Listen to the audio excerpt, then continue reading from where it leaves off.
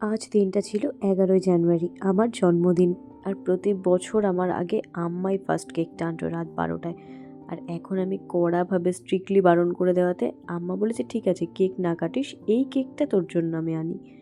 তারপরে সকালবেলা ঘুম থেকে উঠেই দেখি যে আমার এক ভাই কেক, ফুল, চকলেট সব কিছু নিয়ে হাজির। খুব সত্যি কথা, আগে আমার বার্থডেটা নিয়ে এত প্ল্যানিং, এত এক্সপেকটেশন থাকতো। লাস্ট 2-3 বছর বার্থডেটা এলে আমার যে কি ভয় আর আতঙ্ক লাগে, শুধু মনে হয় এই দিনটা যাতে নাই আসুক। আমার একদমই ভালো লাগে না, শুধু মনে হয় কোনো একটা ফাঁকা জায়গায় গিয়ে আমি একা বসে থাকি। তো যাই হোক, তারপর আবার দেখি ছোট ভাইও এসছেও আমার জন্য দুটো চকলেট নিয়ে। আর এরপর দেখি ইনিও এসে হাজির, না বলে। মানে একটা জন্মদিনে এত সারপ্রাইজ পেয়ে আমার যে কেমন একটা লাগছিল। এরপর দেখছি মামুন্দিও আমার জন্য একটি গিফট নিয়ে এসছে। আর এরপর অমিতদার অপারেশন হয়েছে, তা ও আমার সাথে দেখা করতে এসছে। ও আমাকে বলেও ছিল যে আমি একবার হলেও তোর কাছে যাব। সবাই যখন আমায় নিয়ে এতটা ভাবছে, তখন আমিও ভাবলাম একটু সুন্দর করে রেডি হই।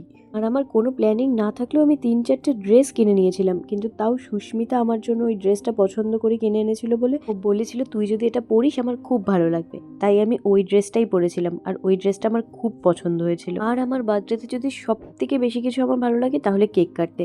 যদিও লাস্ট 2-3 বছর আমি তেমন কেকই কাটিনি, এইবার সবার রিকোয়েস্টে আমি প্রায় 5-6টা কেক কেটেছিলাম। আমি প্রায় 1-2 ঘন্টা অন্তর অন্তর কেক কাটছিলাম। তাই জন্যই আমি কেকগুলোকে জমিয়ে রাখছিলাম যে এটা পরে কাটবো, এটা পরে কাটবো, কারণ কেক কাটতে আমি ভীষণ ভালোবাসি। আর আমি আমার গোটা বাড়ির লোককে বলেছিলাম, যাই করিস না কেন জন্মদিনে কোনো প্ল্যানিং করিস না, এই দিনটায় আমার কোনো সেলিব্রেশন একদম ভালো লাগে না। কিন্তু ওরা আমার কথা সেটা শোনেনি, কারণ আমার জন্মদিন নিয়ে আমার অনেক স্মৃতি আছে। তো আমি চাই ওই স্মৃতিগুলোই যেন আমার জীবনে সবসময় থেকে যাক।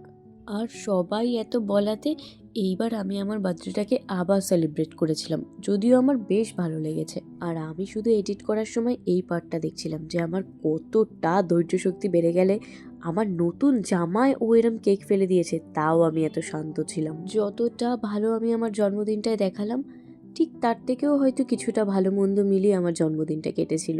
কিন্তু তার সব কিছু সামনে আনা গেল না।